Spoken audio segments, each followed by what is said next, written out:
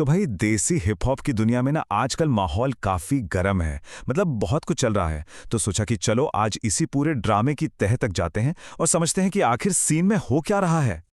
तो सबसे बड़ा सवाल जो सबके दिमाग में घूम रहा है कि एनकोर एबीजे ने वो इंस्टाग्राम स्टोरी डाली ही क्यों, और अगर डाल दी थी तो फिर उसे डिलीट क्यों कर दिया।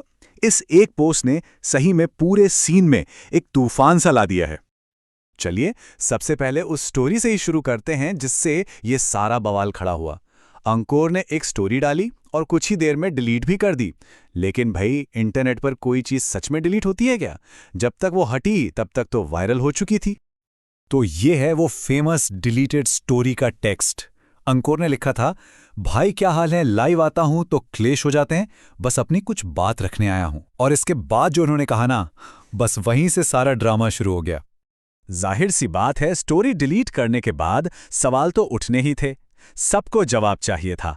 तो एनकोर खुद सामने आए और उन्होंने अपनी सफाई दी। चलिए देखते हैं कि उनका क्या कहना था। तो सबसे पहली और सबसे बड़ी वजह जो सामने आई वो थी हिट ह्यूमन।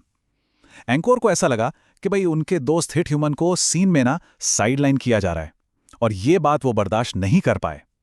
तो ये सिर्फ एक दोस्ती का मामला नहीं था, ये सीन के अंदर की लॉयल्टी, वफादारी का सवाल बन गया था। और हाँ, ये कोई सोची समझी प्लानिंग या कोई स्ट्रैटेजी नहीं थी। एनकोर ने साफ साफ कहा कि वो बस उस मोमेंट में इमोशनल हो गए थे। उन्होंने उनके ही शब्दों में अपना दिल खोल दिया, और शायद दिल थोड़ा ज्यादा ही खुल गया। और इस बात से एनकोर काफी खफा भी थे।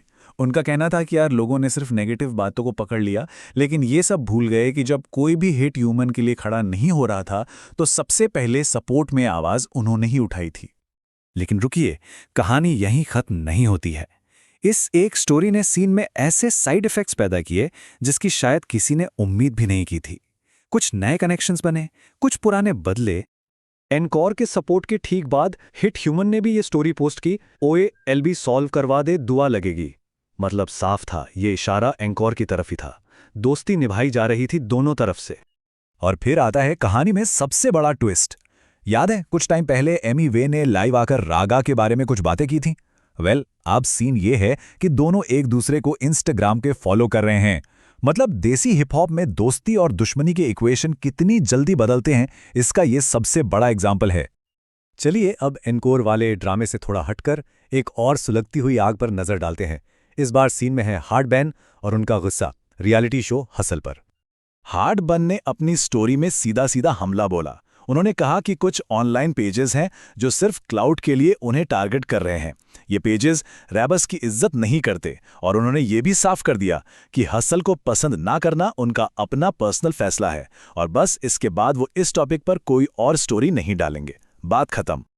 तो देखा जाए तो एक तरफ है अनकोर का ये पूरा इमोशनल मामला, नई पुरानी दोस्तियां, और दूसरी तरफ है हार्ड बैन का गुस्सा जो सीधे सीधे सिस्टम पर है।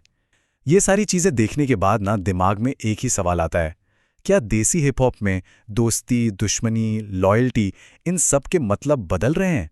इस पूरे मामले पर अपनी क्या राय बनती है? सोचने वाली बात है।